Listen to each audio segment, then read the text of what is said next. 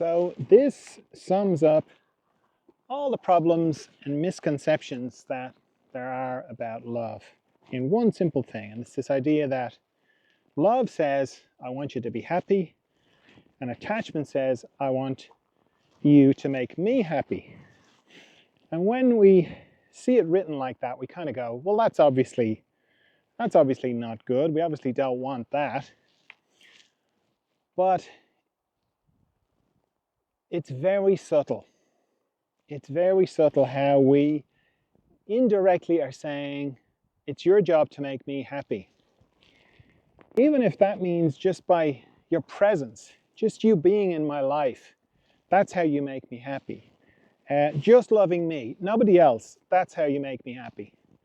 All these rules and assumptions that we get into a relationship, we don't really talk about. We don't really say, you're supposed to be on my side all the time. Or you're supposed to think I'm right all the time. Or you're supposed to think I'm great. You're supposed to be attracted to me all the time. Now, if you are very progressive sort of people, maybe you do talk about those things. But then there'll be all the other things that you don't talk about, because it's very hard to get to the bottom of it. To get to the bottom of all these assumptions that we have and unwritten rules and shoulds that we have in place. We don't even know we have them in place. We only know when we suddenly are like, that really hurt my feelings. What you did just really hurt my feelings. Then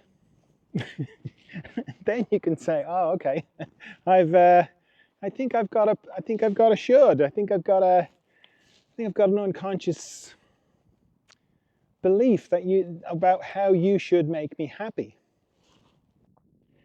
Because when you get rid of all the attachments, or here's how do you make me happy, then you're kind of going, well, what good are you then? What am I even doing with you? What's the point? And then it's like saying, well, what's the point of love? And while from the perspective of attachment, when you get rid of all the attachments, well, there's no point in being together at all. But from the perspective of love, it's so freeing. Because then you're just free to love the person as they are, without any shoulds, without any, you're supposed to do this, you're supposed to take care of me, you're supposed to like my family, all that stuff. You don't have that anymore. You're like, why am I with you? Well, I'm with you because I love you, because I love being around you. And I don't want anything from you. I don't need you. You know, all the love songs that are like, I need you, baby. That's attachment. They should be called attachment songs, not love songs, because love doesn't need anything. Just is unto itself, just enough unto itself. So when you love somebody, you don't need anything from them. You just enjoy being with them. It's just love for its own sake. And that's a beautiful thing. But getting rid of the attachments, that is not easy. Because it's to do with, it comes back to consciousness. And discover, they're not easy to become conscious of, because they're built into society and they're very deep inside us. They're built into survival. So it takes a lot of work. But that is one of the good things about being with people in a loving relationship.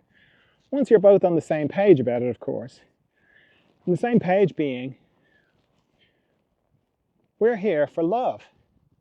We're here to go deeper into love together.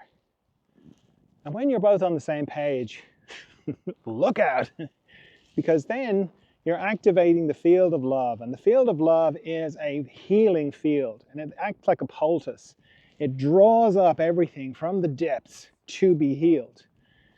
It's not hearts and flowers. It's not happily ever after. It's not all the stuff that you've been told about it.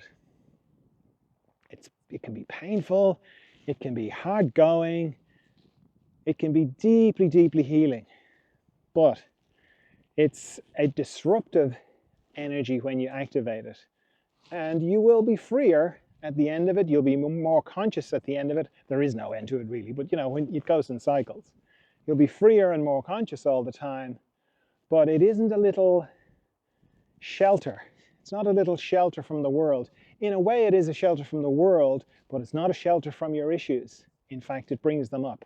And once you know that, and you're on the same page together, and a great way of getting on the same page together is to look your partner in the eye and go, what are we doing here? Why are we together? Why are you here? I'm here for love. I'm here to go deeper into love with you. Do you want to come?